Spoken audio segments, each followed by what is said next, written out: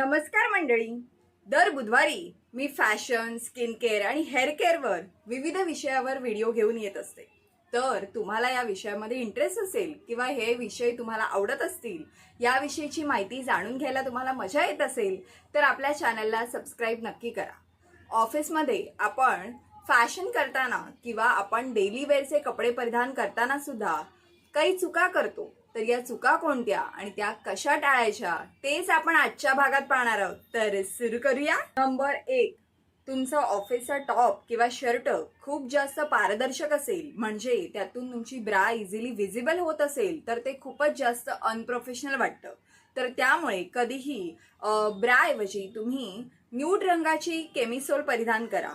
आणि तुम्हाला जर जास्त कम्फर्टेबल किंवा जास्त कव्हरेज हवं असेल, तर आजकाल पॅडेड केमिसोल सुद्धा येतात. तर त्या तुम्ही परिधान करू शकता, कारण त्या तुमच्या लुकला प्रोफेशनल टच देतात आणि त्यात तुम्ही कम्फर्टेबलही असता. नंबर 2, फॉर्मल्स पॅन्ट परिधान करताना किंवा स्कर्ट परिधान करताना तुमची पॅन्टी लाईन दिसत तर नाही ना, याची खात्री करा. कारण काय होतं, आपलं संपूर्ण लक्ष आपल्या पुढच्या लुककडे असतं, मागे आपलं लक्ष जात नाही.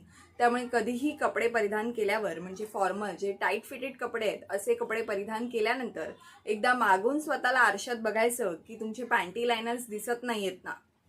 आणि असे पॅन्टी लायनर्स दिसू नयेत म्हणून सीमलेस पॅन्टीज येतात, ते तुम्ही परिधान करू शकता. त्यामुळे तुमची पॅन्टी लाईन अजिबात दिसत नाही, अजिबात विजिबल होत नाही. नंबर 3, कधीही मिनी किंवा मिडी ड्रेस परिधान करताना तो एकदा त्याची सीट टेस्ट करायची, म्हणजेच एकदा बसल्यावर तो किती वर जातो, त्याची हेमलाईन कुठे येते ते तपासून बघायचं. कारण उभे असताना आपल्याला योग्य वाटणारा ड्रेस कदाचित आपण बसल्यावर अजून वर जाऊ शकतो. तर त्यामुळे एकदा त्याची हेमलाईन कुठे येते, म्हणजे त्याचा शेवट कुठे होतोय आणि त्याचा शेवट जिथे होतोय तिथे तुम्ही कम्फर्टेबली बसू शकताय ना, तुम्हाला ऑफिसमध्ये वावरायला काहीही प्रॉब्लेम होणार नाही ना, याची खात्री करा. आणि म्हणजे कसं, तुम्ही अवेअर असाल की ओके, मी बसल्यावर हा माझा ड्रेस इतकापर्यंत वर जाणार आहे आणि मी त्याच्यात कम्फर्टेबल असणार आहे, मला काहीही प्रॉब्लेम नसणार आहे. तर त्यामुळे कधीही बसून बघायचं, त्यामुळे तुम्हाला अंदाज येईल की हा किती वर जाईल. हलके म्हणजे पेस्टल रंग खूप जास्त आकर्षक वाटतात, पण आपल्याला सवय असते की कुठलाही रंग मिळाला आपण त्याच्याबरोबर ब्लॅक रंगाबरोबर परिधान करतो. तर तसं न करता, कारण कुठलाही पेस्टल रंग किंवा छान असा लाईट रंग आपण जेव्हा डार्क रंगाबरोबर परिधान करतो, म्हणजे काळ्या रंगाबरोबर परिधान करतो, तेव्हा तो लुक जरा जड वाटतो, हेवी वाटतो. तर तसं न करता पेस्टल रंगासोबत तुम्ही व्हाईट रंग, बेज रंग किंवा राखाडी रंग परिधान करू शकता. त्यामुळे तुमचा लुक छान आणि मस्त क्लासी वाटतो. नंबर 5, ऑफिसमध्ये तुम्ही खूप जास्त हेवी परफ्यूम मारू नका, अप्लाय करू नका. त्याचं रिझन असं की त्या परफ्यूमने समोरच्याचं डोकं दुखतं. तर त्यामुळे एखादा माइल्ड, छान, फ्रेश सुगंध अप्लाय करा, फ्रेश परफ्यूम अप्लाय करा. शिवाय तो परफ्यूम तुमच्या इकडे नाडीकडे आणि थोडासा कानाच्या मागे सुद्धा लावा, म्हणजे तो सुगंध दरवळत राहील आणि तुम्ही पण स्वतः सुद्धा फ्रेश फील करा. नंबर 6, खूप जास्त ट्रेंडी एक्सेसरीज घालणं अवॉइड करा, जसं की खूप मोठे बेल्ट्स, खूप जाड चेन, खूप मोठे कानातले, या सगळ्या गोष्टी अवॉइड करा. त्याने तुमचा लुक अजिबात क्लासी किंवा प्रोफेशनल वाटत नाही. त्याऐवजी 1 किंवा 2 स्टेटमेंट पीस निवडा, जे तुमच्या लुकला खुलवतील.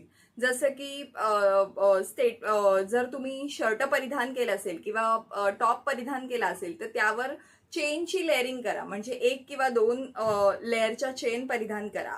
आणि ते जर तुम्ही ड्रेस वगैरे परिधान केला असेल किंवा कुर्ता परिधान केला असेल, तर एक स्टेटमेंट एअरिंग, छोटेसे छान तुमच्या प्रोफेशनल लुकला सूट होतील असे एअरिंग परिधान करा, म्हणजे तुमचा ओव्हरऑल लुक प्रोफेशनल आणि क्लासी वाटेल. नंबर 7, ऑफिसमध्ये चालताना तुमच्या शूजचा आवाज येणं हे खूपच अनप्रोफेशनल दर्शवतं. तर त्यामुळे जर तुमच्या शूजमधून आवाज येत असेल, तर बेबी पावडर किंवा शू स्प्रे, म्हणजे शूचा स्प्रे येतो, तो तुम्ही त्याच्यावर मारू शकता, जेणेकरून तुमच्या शूजचा आवाज होणार नाही.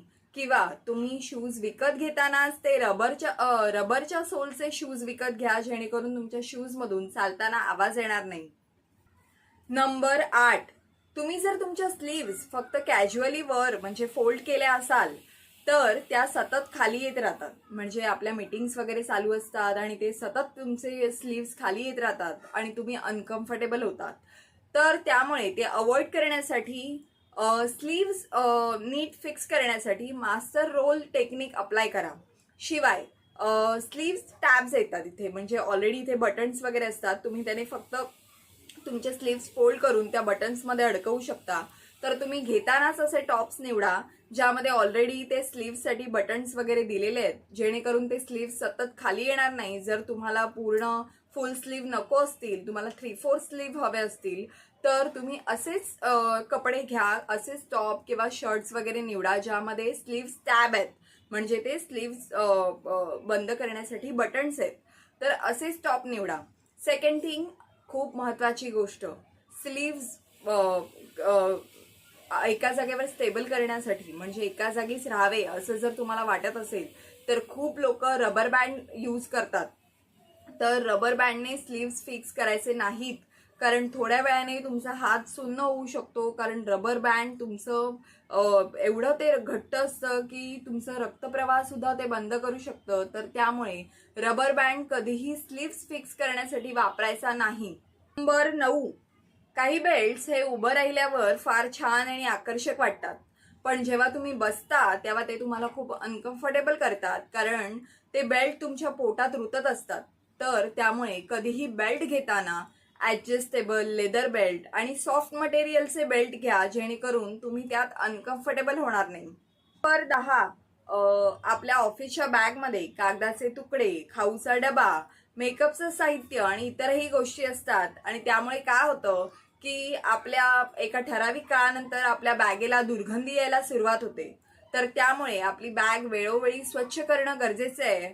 आणि बॅगेमध्ये आपण सगळ्या वस्तू जर एकत्र तुम्ही टाकत असाल, तर काय करायचं, छोटे छोटे पाऊच करायचे. म्हणजे मी आधी करत नव्हते, मी आता हे करायला लागले, कारण माझ्या एक गोष्ट लक्षात आली आहे की आपल्या विशेषतः मुलींच्या किंवा विमेन्सच्या बॅगेमध्ये बऱ्याच गोष्टी असतात, जसे की पॅड्स आले, मेकअपचं साहित्य आलं आणि अजूनही बऱ्याच गोष्टी असतात. तर त्यामुळे आपण काय करायचं, छोटे छोटे पाऊच करायचे. जसं आपल्याला बससाठी, ट्रेनसाठी चिल्लर्स लागतात, तर चिल्लरचा एक पाऊच, पॅडसाठी एक पाऊच, मेकअपचा एक पाऊच. म्हणजे कसं व्यवस्थित सगळ्या गोष्टी ऑर्गनाईज राहतील आणि तुम्हाला क्लीन करताना सुद्धा प्रॉब्लेम येणार नाही. कारण तुम्ही तुमची बॅग जर वेळोवेळी क्लीन केली नाही तर त्याला दुर्गंधी येते आणि ते ऍक्च्युली खूप विचित्र वाटतं. तर त्यामुळे कधीही वेगवेगळे असे छोटे छोटे पाऊच तुमच्या बॅगेत ठेवा, जेणेकरून तुम्हाला एखादी गोष्ट काढायची आहे तर तुम्हाला संपूर्ण बॅग रिकामी करण्याची वगैरे गरज नाहीये. तुम्ही तो पर्टिक्युलर पाऊच काढून घेऊ शकता.